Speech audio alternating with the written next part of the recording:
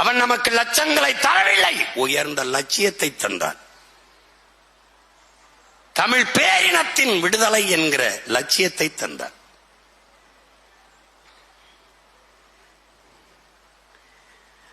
அப்படிப்பட்ட தலைவனை நீ பெற்றிருக்கிறாய், நான் பெற்றிருக்கிறேன். எனக்கு இருக்கிற திமிர் என்ன? உலகத்தில் எந்த இனமும் பெறாத தலைவனை நான் பெற்றிருக்கிறேன். 30 ஆண்டுகளாக பொழுதுபோக்கு களத்தில் இருந்தவனை நீ தலைவனாக இருக்கிறாய்.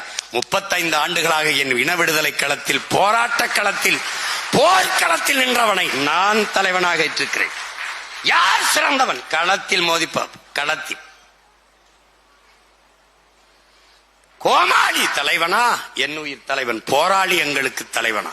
இது 2 தான். நீ யாரை ஏற்கிறாய்? யாரை ஏற்கிறாய்? 30 ஆண்டுகளாக பொழுதுபோக்கு களத்தில் நின்றவரையா? 35 ஆண்டுகளாக உன் இன விடுதலைக்கு போராட்ட களத்தில், போர்க்களத்தில் நின்றவனையா? யார் யார்? மகிழ்க்க கோமாளியா? மண்ணின் விடுதலைக்கு நின்ற போராளியா? யார் பக்கம் நிற்கப் போகிறாய்?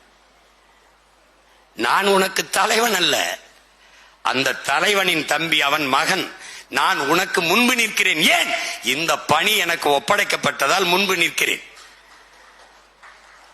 அவ்வளவுதான். நான் என் இனத்தின் விடுதலைக்கு தன்னலமற்ற உண்மையும் நேர்மையுமாக நிற்கப் போகிற எண்ணற்ற தளபதிகளை உருவாக்குகிற முதன்மை தொண்டன், முதன்மை தளபதி, ஒரு பயிற்சியாளர். அவ்வளவுதான். நாம் தமிழர் கட்சி அதற்கு மட்டும் தலைவன் அல்ல பிரபாகரன். உலகெங்கும் பரவி வாழக்கூடிய 13 கோடி தமிழ் தேசிய மக்களின் தலைவன்.